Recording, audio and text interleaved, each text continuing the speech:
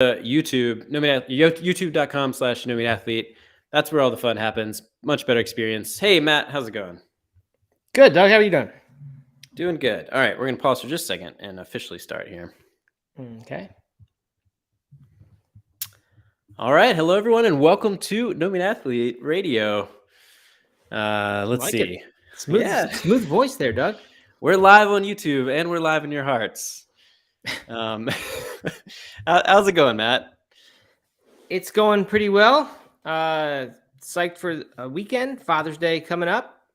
Yeah. Can't imagine what bounty of gifts is in store for me this weekend.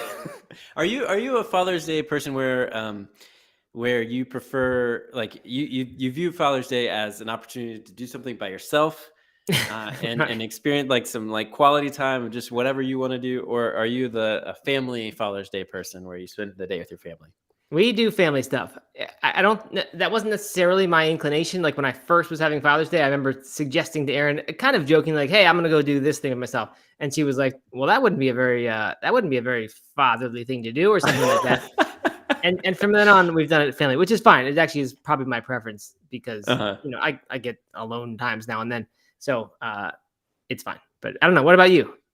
Yeah, I think I'm kind of somewhere in between. My like you were saying, I think I'm inclined to just use it as an excuse to do whatever I want and have a day of kind of going on some adventure or something. But the kids are real into it, especially as they've gotten older. They want to celebrate and do things and cook and do all that stuff. So I'm definitely excited about all that. So I think I'm going to go for a long run in the morning and then do a bunch of family stuff in the afternoon. All right, good. We are heading to Asheville this afternoon. I'll actually be with my dad on Father's Day. Oh, there you go. Yeah, I don't know. I've done that in a long time. I don't think. I could be just forgetting one, but it should be nice. Excellent. Well, yes, it is excellent. Maybe we should disappear from our parents or our families and grab a beer. Possible that could happen tomorrow or Saturday. Yeah. Yeah. All right. Yeah. We'll see. All right. So what are we talking about today, Matt? So it's an interesting topic. It's one that we've covered before in different ways on No Meat Athlete Radio, actually in several different forms. We've talked about the flow topic, the two forms of happiness, pleasure versus actual long-term contentment. That sort of background for what I'm doing now, which is this digital declutter, as it's called, which is 30 days, very minimal digital usage, especially outside of work. Within work, everything's kind of as is. But outside, trying to do that. And it's in an attempt to really reclaim leisure and kind of rediscover the richness that was once in my life. And I think a lot of people's lives, otherwise I wouldn't be talking about this, that has just sort of gradually been in a way stolen away from us. At least our attention gradually taken without necessarily our intention to do it there. But, in the same way that processed food manufacturers have sort of hijacked our brains with what they put in there to make us eat things that we sort of know aren't the best for us. The same things happen with digital everything, especially social media. But everything is just digital now. It's crept in everywhere. AI is only the latest development and promises to be even more of the same. So anyway, it occurred to me that it was time to do something. So that's what I'm doing now. So we're going to jump into that, and then we'll talk a little bit about once you've done that, or assuming you do have actual time or ready to commit more time into what's called leisure in the literature that I've looked at and read. But it could also be fitness. It could be stuff that you do when you're not sucked into your screen, really. Yeah. That's what it is. Yeah. Well, this is a topic I've thought a lot about. You're on a kick right now. We've been in kind of doing some experimenting yourself, which is awesome. But before I guess we get into that, I was thinking about, this assumes, and I think pretty much everybody universally assumes for the most part, that over too much screen time, too much time on social media, too much time in the digital world is probably a bad thing. Right. But like, why? I guess, I mean, like is the alternative of just kind of sitting by yourself or reading a book any better or worse? Like, why is it any better or worse than say engaging in a Twitter discussion or something like that, or reading the news or I don't know, engaging somehow in a community, a digital online community? Well, I don't think it necessarily is worse than that. I think so much of it has to do with the fact that once you're on those things, you are now on somebody's platform who's trying to make money from your attention somehow. Right? That's Hmm. that's probably the biggest problem. So that you get drawn into those things, and then not only are you exposed to ads and things like that, but all kinds of triggers are there to make sure that you do what they want you to do, mostly, which is stay on there Yeah. doing more of it. Uh, so I think that's probably the biggest problem. And then the problem, like with that, aside from the fact that you sort of lose your ability to choose what you want to do, is that you're also being exposed constantly to this dopamine cycle that happens, the very process by which you get addicted to this stuff, and that just adds to the addictive nature of this stuff. So I think it's more likely that you become addicted to those things in a way that isn't beneficial to your life than might happen if you're doing some own activity, playing an instrument, reading, exercising, whatever. And yes, you can get maybe sort of addicted to those things in a way that's not beneficial to your life. I think it's possible, but I just think it's Hmm. so much more likely with the digital stuff. Otherwise, I think screen time is, okay. I don't think we should necessarily say screen time is a bad thing. But I do think in general, like there's just so much less richness, right? Compare being in a Twitter discussion to being with an actual group of friends somewhere.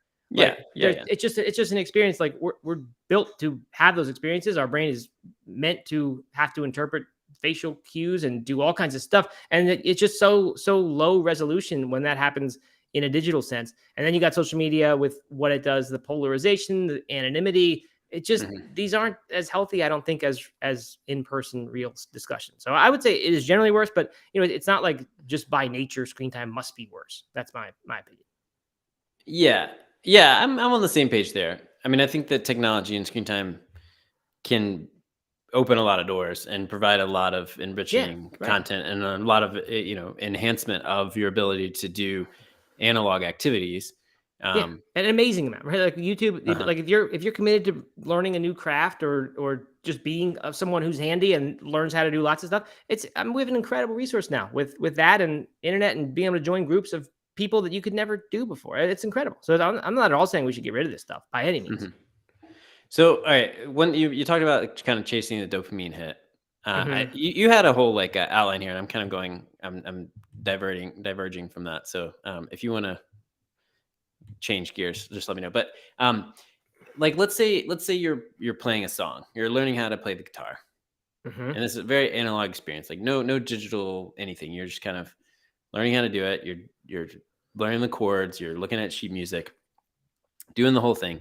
Isn't that kind of chasing a dopamine hit too? Like once you get it right, it's just an immediate rush of kind of feeling good. And um, I mean, I don't, maybe I don't understand dopamine very well, but like, isn't that the same thing as watching a funny video or having someone leave a great I comment on your I reel have or no something? idea if the actual process of achieving the playing the song perfectly is related or is the same biochemically to watching a funny video, but I know the hour or 5 hours leading up to it are entirely different than the Hmm. 1 second where you click a video and then click the next video after that and then the next after that Hmm. and just keep getting them. So it's entirely different, and that's where this flow thing comes from. And flow is linked to, it's this famous state athletes experience it, musicians experience it, people, all kinds of people. Climbers is one of the classic examples because the climber who's like in this maybe not life or death situation, but at least something that feels like it.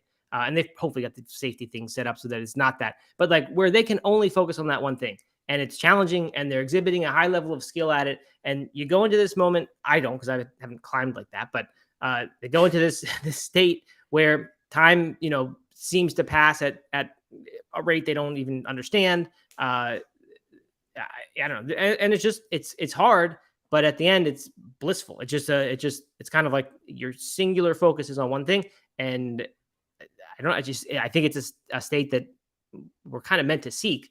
Uh-huh. And it's definitely linked to contentment, right? If you can do this, especially if you can do this in your work, that's amazing. But like Yeah. this is what make drives that other kind of happiness, not the instant dopamine pleasure, but the serotonin fulfillment, contentment kind of pleasure. So you get that by doing things that are challenging, and that's not most social media stuff, right? Most of the time we're kind of choosing instead Sure. to do nothing. Like with our free time, we have our work, and then Hmm. most of us nowadays, and I'm certainly guilty of this, we do our work and then we do nothing with the rest of the time, and we think we're unwinding when we're putting on Netflix or we're doing, but basically what we're doing is nothing, and then we go back to doing work. And what has disappeared from our lives is this third part, this play, the leisure, the thing where you do challenging things that aren't immediately gratifying, but in the process of getting better at them and eventually, being in a situation where you're exhibiting a level of skill. It doesn't have to be world-class level, but for you relative to where you were before, it feels like a high level of skill, and you're doing it at something that you're at the edge of. It's challenging. It's not just so easy that it's boring. That disappeared from most people's lives. I've seen it go away from my kids' lives in many ways. They both have their focuses that I think of almost like their work. And I'm happy to see that. But in downtime, it's like go to the social media, go to the video game, whatever. And it's not good. And I'm not saying that I don't do this either. This is why I think over the past few years, I've just like observed this like de-richment of life. Like it just doesn't seem like I used to just like passionately chase all these different hobbies and do all these different things, be learning things, be reading all the time. And like I just gradually over the past 7 years, really since I've gotten a smartphone is when it began. And I was pretty late to do that. But once I did, I was on the same track as everybody else.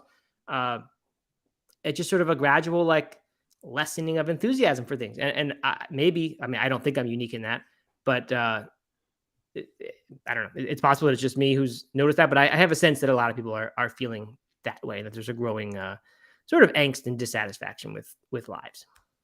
Yeah, definitely.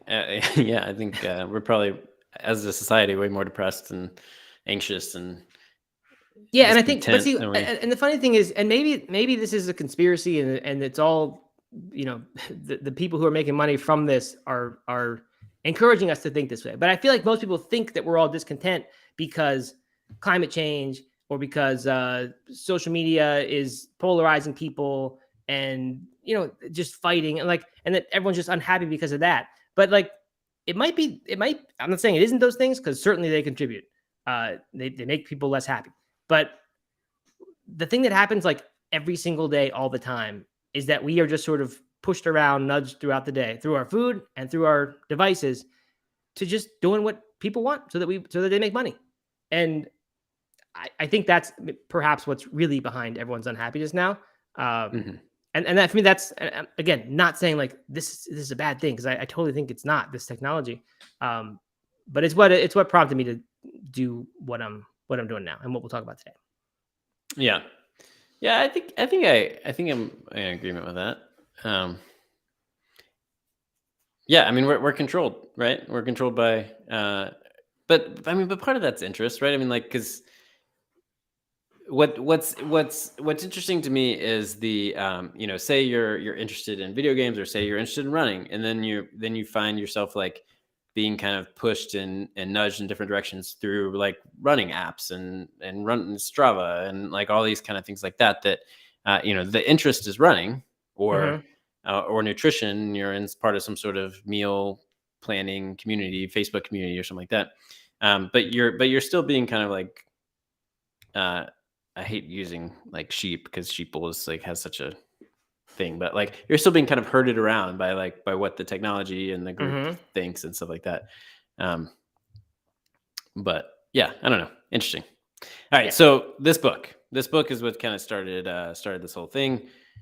Tell us about that. Yeah. So there's actually two books. So one is this book by Robert Lustig. He's the author of Fat Chance is the name of the book. I think it's about sugar. I haven't read it. But it's about how sugar's and everything. But this book I read is called The Hacking of the American Mind. And it's marrying these two things. Like, I knew this was happening with food, and I felt like I've done a pretty good job of like, if not resisting, at least fighting back and like figuring out how to just not eat that kind of food anymore. And then there's also the digital thing. It just sort of never occurred to me that like it's sort of the same thing that's happening, right? Like it's the same basic process in our body. Obviously, it's very different because food going into your body is different than feeling an addiction that's sort of like a gambling like addiction. They're different, but like they're doing the same thing as far as the dopamine and the pleasure and that stuff. So like I just realized like, wow, like our whole day is just we're just sort of pushed around the way these entities want us to go.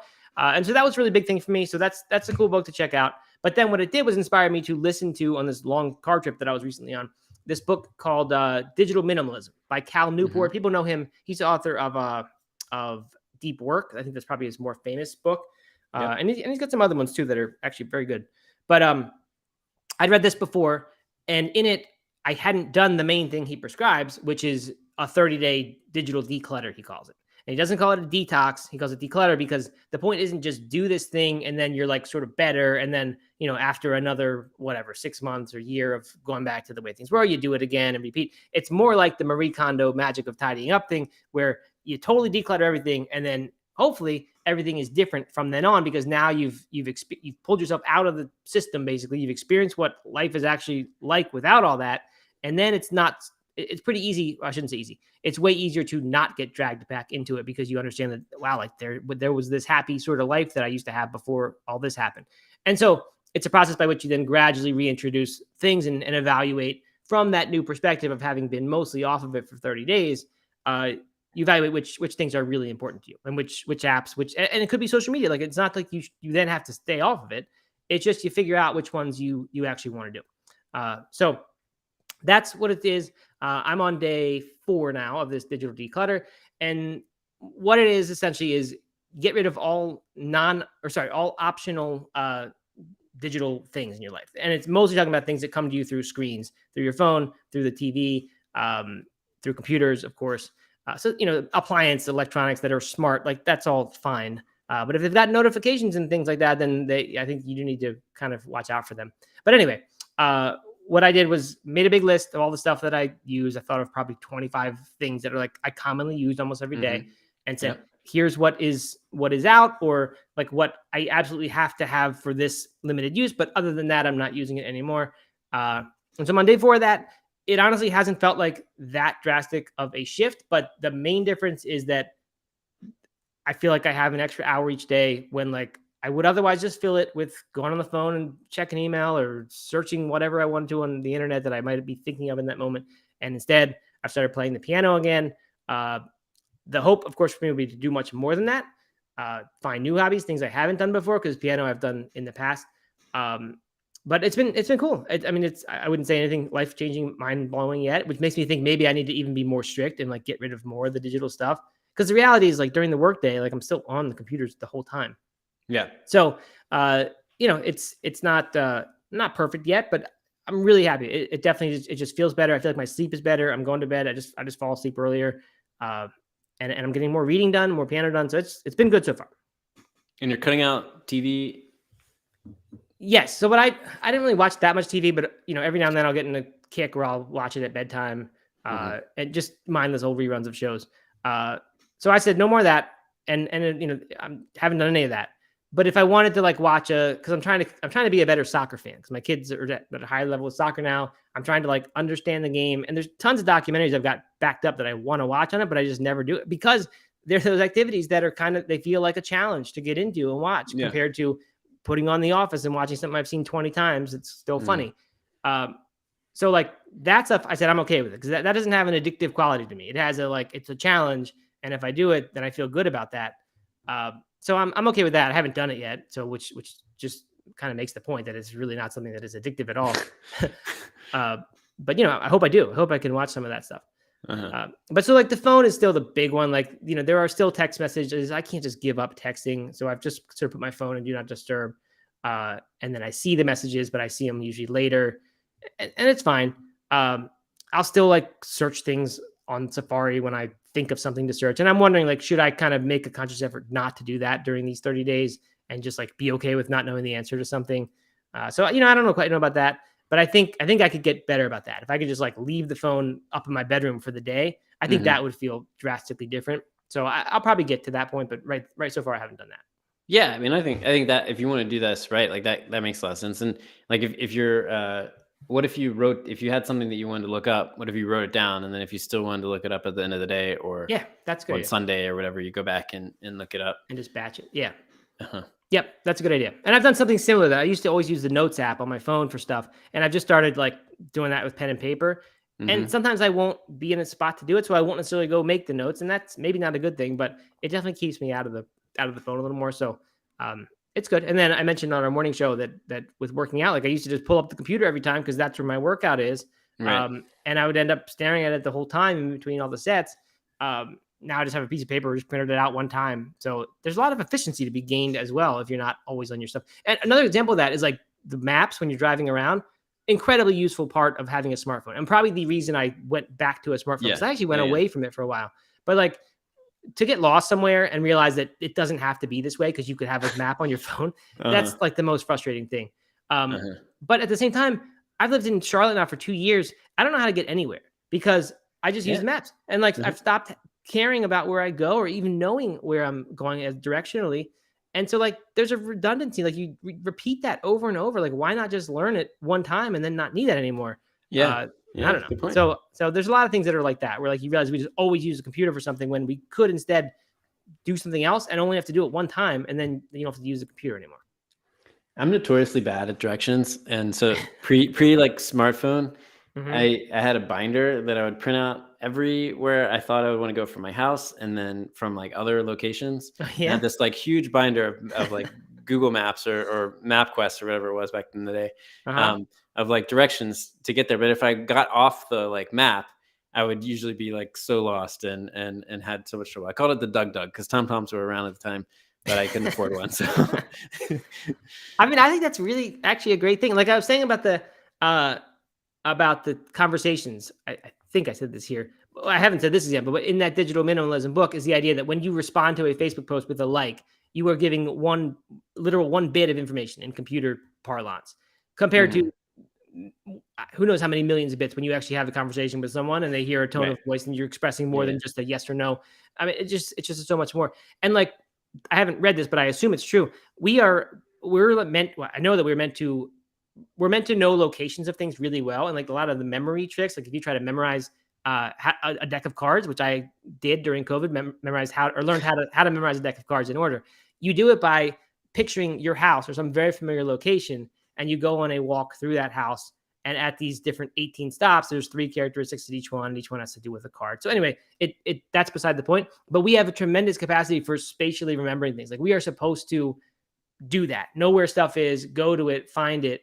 And Uh-huh. so I think maps Google phone maps have they deprive us of what actually feels really good and is somehow Mm. fulfilling to like complete a journey that you just did on your own. So I think that's a great idea. I've been thinking, like, I can't imagine myself going back to printing out MapQuest again, and I don't want to get lost because that's awful, like I said. Right. But if I just started having stuff, that sounds like a really good idea. Actually, having a little binder in the car and just Yeah, do go with it. that, and then you The can keep mat. and keep the phone in the glove compartment for emergencies. Uh-huh. Uh-huh. I like that. I'm gonna try that. Do it. I mean, it is also like uh it's somewhat satisfying to like look to pull it up a real map and try to navigate. I mean, I get this on the trail a lot too. If I'm trying to navigate some different trails or something like that, and you get to to like an intersection of 2 different trails, and you have to pull out a map or look at a map on your phone and try to figure out Yeah, where you're going. But the right. actual navigation versus having it done for you is quite satisfying. Yeah, I think that's right. Um, so one thing, like, I understand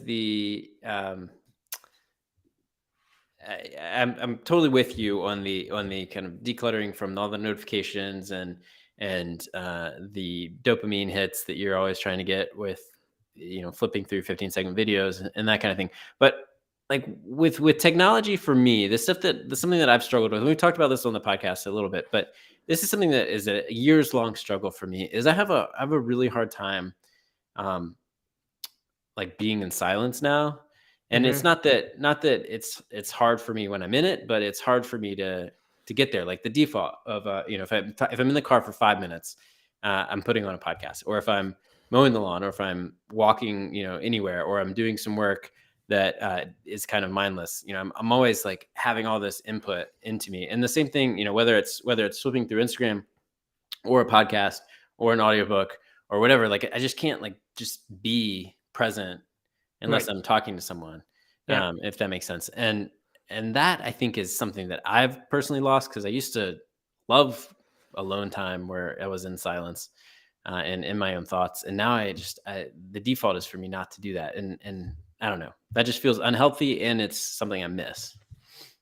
Yeah, I think that's right. There's a lengthy section in Digital Minimalism about this, and it's about exactly that, being in solitude. And I think they define solitude as like being not under the influence of anybody else's thoughts at that time. So reading a book doesn't even count as solitude. because you have input coming in at that point. And there's a lot of creativity and things that are linked to being in that solitude state. I don't know if there are other benefits just to well-being other than what you can produce by spending some time in that state. But I agree with you. It's really important, and it's not that easy to be in it. It's like it's uncomfortable now to not have anything when it would be so easy to put something on. And I think like we've kind of upgraded our problem, because it used to be put the TV on while you do anything, and this is way better than that. Having a podcast where you're actually learning something, but whereas now when you go outside in the garden, you wouldn't have been able to put the TV on before for that. I guess you could have if you were really committed, but now it just goes everywhere with you. And like you said, on a run, like that probably would be a great time to not have anything going. Right. But I'm the same way. Like I really have a hard time running without listening to something for more than 15 minutes. I'll get too bored. So I think that's really important, and that's something to be learned. I haven't had that much success with meditation. I mean, I've done plenty of it, but just haven't. But I'm kind of I don't know what the word is, motivated to like try it again. Interesting. I thought you had kind of written meditation off. I still sort of have. Like I don't think it's going to work. I don't expect that it'll be any different than before, but I don't know. I just have this little bit of increase. Like I feel like that's sort of like if you can only carve out an hour of time from cutting stuff out or whatever, like if you can manage to spend 20 minutes of that meditating, I have a feeling like the benefits are as if you had 3 or 4 hours of your own time. It probably multiplies the rate at which you sort of can escape this sort of dopamine thing by cultivating awareness and all this stuff, and being okay with being by yourself. So I'm kind of interested in it. I haven't found one that works really well, and I also wonder if like maybe doing apps, because I always do apps now for it, guided meditation apps. Like it's not being by yourself anymore. You're giving that up. So like just sitting there, maybe for just 5 minutes. I don't know. So I'm curious about that. We'll see if I actually do anything with it. Yeah, my most successful meditation periods have been with like super short ones, which is kind of the antithesis of what you're saying. I think like ideally I'd be able to sit 20, 30 minutes in meditation. But for me, it's like 3 minutes or 5 minutes or something like that. And it makes me feel good. It's like a nice reset or whatever, but still it's almost like a little hit of something like, because it only takes a minute. It doesn't take a ton of effort. As soon as it gets hard, I just stop. Right. And then I'm done with it. But yeah, I don't know. It's kind of interesting. One more thing about the like constant input that has shifted for me is I used to listen to a ton of music, like just have music going all the time. In college or whatever, I was listening to a ton of music and felt like I was really, I was in like whatever genre of music I was into at the time. Like I felt like I was into it and exploring it and all that stuff. Now it's the total opposite. I feel like I never really listen to music because I'm listening to podcasts and I'm listening to books and stuff like that. And it's this information stuff that's like information overload. Whereas music is still input, obviously, but I think it's a little bit different, and it can be a little bit more meditative. It can be a little bit more transformative in like a mind state, if that makes sense. I think so. Cal Newport actually mentions music specifically as well, and he mentioned some example of somebody who did this digital declutter and then found themselves listening. I think they had for some reason they'd gotten rid of their music apps and things like that, which I said I'm going to keep those. I'm okay with putting on music during my workout right now. But they were listening only to analog music on records, and more importantly, I think they were listening to entire albums, including the parts you don't like that much, the parts that are a little bit boring, but that the artist meant to be part of that work. He claims that's much richer than pulling up Amazon Music and picking exactly the song you want, or radio, hit the scan button until you find one you like, and then as soon as it ends and something else comes out, hit the scan again. You can see how. I mean, it's just like getting instant reward versus something that's a little more challenging, but ultimately probably leads to greater appreciation, fulfillment. So yeah, it fits right in there. So let's shift a little bit to talking about what you have asked me, which is kind of how do you like, let's say you've done this, or maybe you don't need to, maybe you're already in this place where you've don't have too much digital stuff going on, which I thought I was in that place, but gradually I realized like I'm just not doing the things that are actually important to me. What you asked is like, how do you figure out what to do? Like, where do you spend your time? because part of this, like, it's not just about giving up digital stuff. It's also about reclaiming the leisure. Because if you give Right. up the digital, like if you just do nothing, you're not doing that much better. Maybe you're free of some of this addictive stuff. But just sitting there doing nothing, like that's not the point. The point is to free up these things so that you can do things that are fulfilling and challenging at first.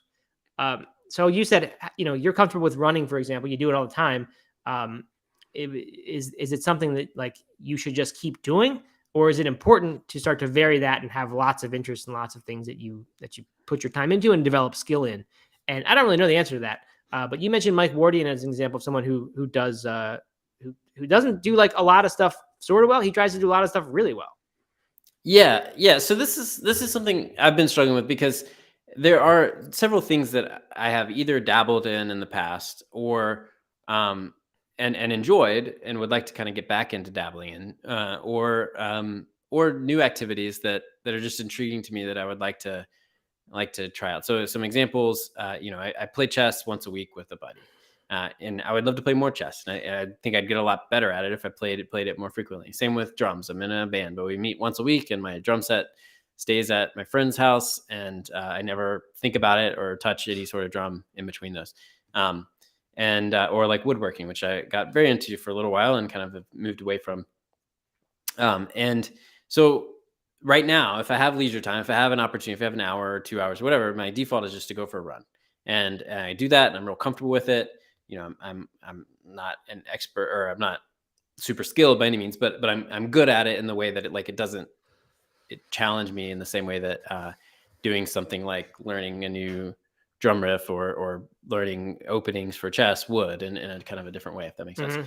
And so my default is the run. And my question is, and what I've been wrestling with for myself is like, is it better to just do that thing that is going to give you fulfillment and is fun and good for your health and good for you, and that's, for me, that's running? Or is it better to kind of spread out my leisure time and kind of do a little bit of this and then a little bit of that, and maybe get a little bit better at this and a little bit better at that, but never really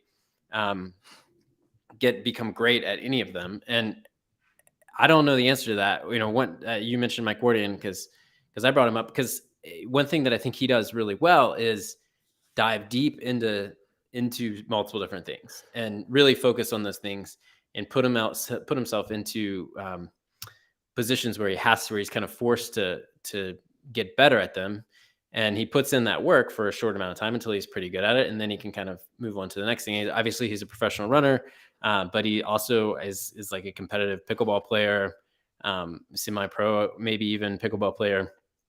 He enters all these chess tournaments and he like plays a lot of chess.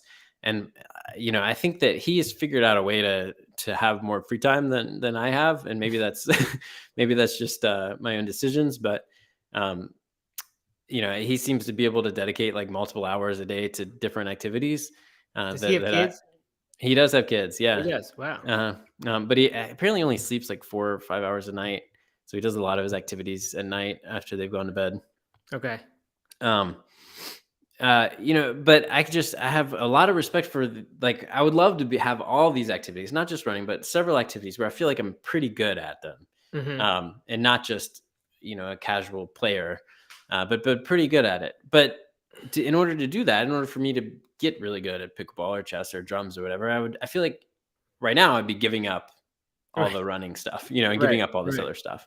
And so the reality for me right now with these two young kids is probably more of, do I spread out my time, my leisure time, and just kind of focus on a bunch of little things and to become okay at them? Or do I dedicate more of that time to running, which I do absolutely love, and get even better at that? And, I think that there's benefits to both. I will say that the spreading out almost feels a little bit like, a little distracted versus being able to focus and get into the flow, distracted in a way that I don't know is a healthy thing. Well, I do think that trying new activities is healthy.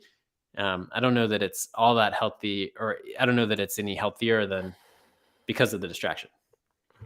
Yeah. I mean, this is a really, I mean, I understand why you're asking this question, because like we'd all like that, right? It'd be awesome if we could all do all of our hobbies really well, Right. and have a lot of hobbies to begin with.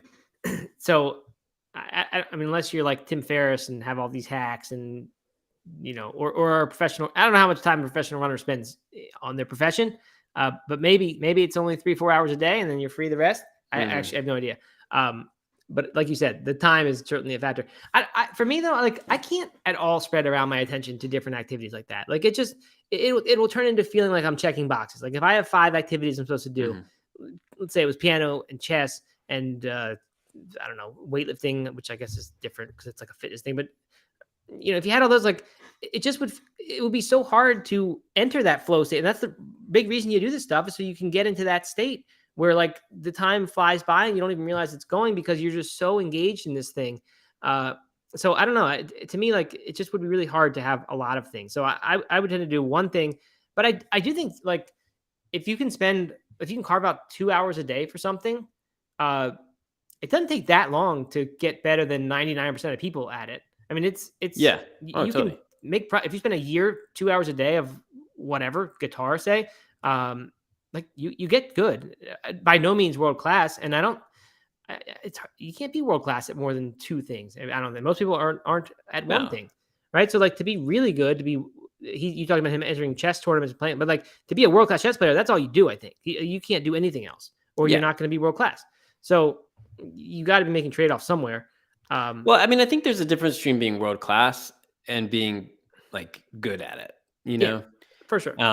And I'm not trying to be world class anything.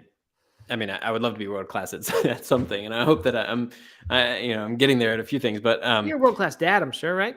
I am absolutely a world class dad, know, and I'm putting in my 10,000 hours on this whole podcast thing. Although I think I'm not a world class podcaster yet, but do we only have like 500 hours after all these years? Hopefully, we have more than that. But as someone on YouTube commented that Bianca says that I think it's okay to be just okay at a lot of things, and I think that I'm totally on board with that. But the question is do I want to get better at running and really kind of instead of having a goal out there that I'm just able to complete, I have a goal that I'm able to crush or whatever. Do I want to get better at that, or do I want to just be like, okay, now I know how to play pickleball, now I know how to play chess, and I can hold my own when I'm with some random person or whatever. Right.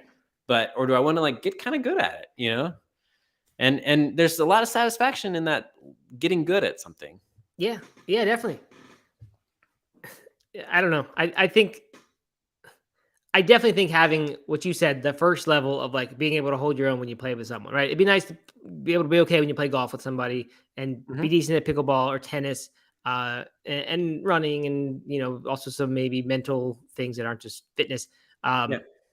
Yeah, and I think you should. I think like if you were asking me, should I keep running or should I develop basic competency at a lot of things? I would say you should put some time into those other things, unless you're pursuing a career in running. But like running has such a genetic component to it that like you can only get. It's not like anyone can just go ahead and become a pro runner if they work hard enough. Right. So I don't know. I think definitely like that level, and that's honestly.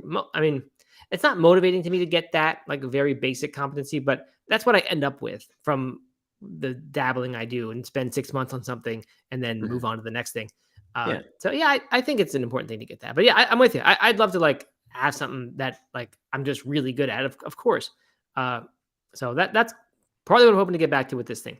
Yeah. So okay, so let's assume that this digital decluttering works out for you. You have an extra hour a day, maybe more. Where are you going to put your focus on reclaiming your leisure?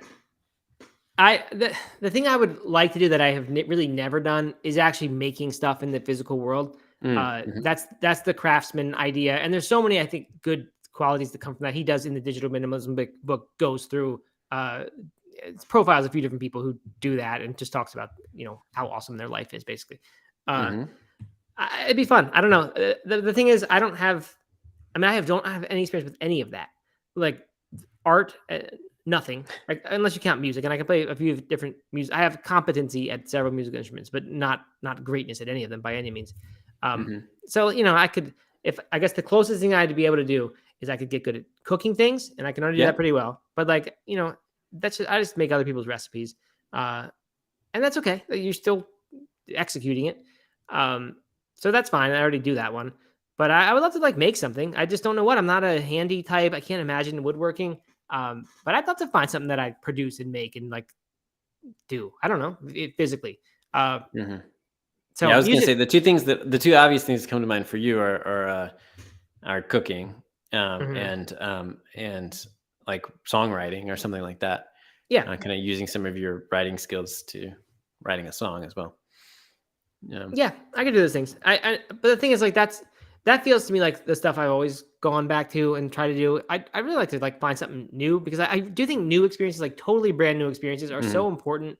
And like, I guess it's possible that I could recapture that feeling of having discovered something new, and it's all you want to think about, and it's like your obsession, it's your reason for living and getting up in the morning, and it's last thing you think about before bed. Like that to me is the best state you could be in. Like that just life is awesome when you have something like that.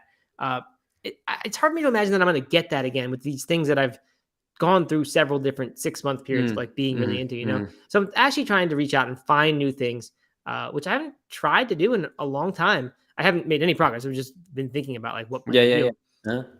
But I've also, Brendan Frazier a long time ago was saying, this was, I think after Vega was sold and he still, you know, owned a piece of it when that happened, or before that happened. So now he found himself with time to explore different hobbies and things. And he was saying that there was research showing that, that time seems to slow down, like your perception of time slows down when you are engaged in new activities, which is kind of weird. And the opposite of what I said with the flow state, right? Like the flow state, the time seems to pass very quickly because you're so engaged in this thing. So it's interesting that this, you know, seemingly this counteracts that in some way. But I think that's a great thing, right? As you get older, time starts to fly more, it seems, faster and faster. So to be able to do things where the effect that you perceive is that you have lots of time and things, you know, your day seems to last a long time because you're spending so much of it in brand new activities. I don't know, like that's not a bad thing. So I'd love to get into some brand new things, but I just don't know what yet. You should build a birdhouse. You're into birds. Start with a birdhouse. Start there. That'll be your jump start into woodworking. Maybe. You know what Katie's gotten really into is weaving. Oh yeah, I guess that's what you call it. Is it like a basket weaving? No, like things that you hang. Man, tapestry. Weaving? Tapestry. I think you weave a tapestry, right? Yeah, yeah, I think so. But like with yarn and stuff. Does she have like a big spindle, like a weaver does? She had one when she was younger, like in high school, and and they sold it, and then now she recently has gotten back into it where you just have like a board basically that you're kind of using, but you're very, you know, you can do some cool designs and like make it really unique. Yeah, I like that. Erin does knitting. She knits usually stuffed animals. That's her thing. She makes stuffed animals for people, and they're beautiful. Those are the two that she made for our kids are still some of their favorite stuffed animals. That's awesome. Yeah, she does that for a lot of people when they have babies, and people who we're close with, obviously. And everyone seems to love them, and everyone always says you should start selling these things. But if you think about how much money that you have to sell them for to get the return on time, it's never worth it. And it would destroy like something that's actually a nice, great hobby. Something that would become a business. So yeah, and that's a good example. That is making something, and so is weaving. That's what I need to find. But I don't know. It's just I just haven't. Maybe cooking. Maybe I should get more into cooking and invest actual time into learning instead of just making dinner over and over. Yeah. All right. Well, I think we've done justice to this. There are many unanswered questions, but hopefully I'll have all kinds of time to explore these questions and find new hobbies, become a craftsman in something. TBD what it is. But anyway, it's like I said at the beginning, it feels like a new lease on life, which I think you kind of feel that way when you do a physical decluttering. Everything just feels good and happy and like reason to be optimistic. That is how I have felt since I started this. And it just feels like, I don't know. I was starting to feel like the world kind of sucks now. Like we're just getting more and more into this, and it was AI, I think, that pushed me over the edge. And it was like there's no stopping this, right? And there isn't. It's just, and people aren't going to connect the way they used to until there's some sort of revolution that happens, and they do. Right. Hopefully not an actual war that is fought against machines, because that wouldn't be a very pretty picture. But maybe at some point there will be a critical mass of people who say, we're not doing this anymore. We're going to do like what Amish people do, who also, by the way, are in the book featured as like, they're not just they just don't totally reject all technology. I think they reject, and I'm sure I'm like quoting this. They reject things that will like pull people away from the community. And as a result, they foster a very rich community. And that's something that so many of us don't have anymore. So I wonder if like it is possible that people will go that way and have very deliberate communities that say, there's no AI involved in anything that we do, and we're isolated from that, so much as you can be until the war starts and they do whatever they do. But but I just think there's going to be massive backlash against all this stuff. So anyway, for me to do this, it felt like a little bit of a relief, at least temporarily, to like recapture some stuff that was good about the world the way it used to be. Hopefully I don't sound too much like an old man who's just like, I mean, this took a weird turn. But I understand. Yeah, I totally get what you're saying. Yeah, I mean, it's like it is in our nature to want to do so many of the things that we're talking about, and not, if you could choose ahead of time, say like, I'm going to spend 6 hours of my day swiping through social media until I see something, and I'm going to click like when I see something that is a good thing to me. Like no one would want to spend their time that way. So I get that we all do, and that like it's not going to leave, and that's not the point. Right. But to sort of just reclaim stuff that makes you feel good, I don't know. I'm excited about it. So hopefully someone else is.